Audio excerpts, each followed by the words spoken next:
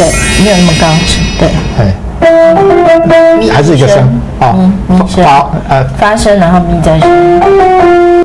请专人帮忙读谱。黄东玉双手在琴键上游走的同时，也把乐谱刻印在脑海里。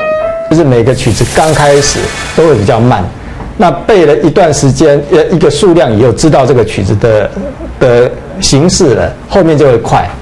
有视力障碍的黄东玉，因为热爱音乐，自小摸索独特的练琴方法，小提琴也难不倒他。连续举办了好几场大型的演奏会，也激励同好组成无眼乐团。我们常常讲说，咖啡里面加了某些药，等一下就不会那么暴躁。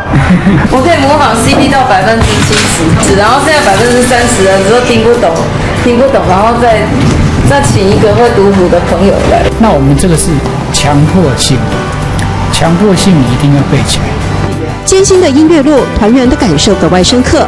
团练前的咖啡时间，彼此交流，也相互鼓励。即使视力只剩一点点，持续苦练，他们的表演总让人充满惊喜。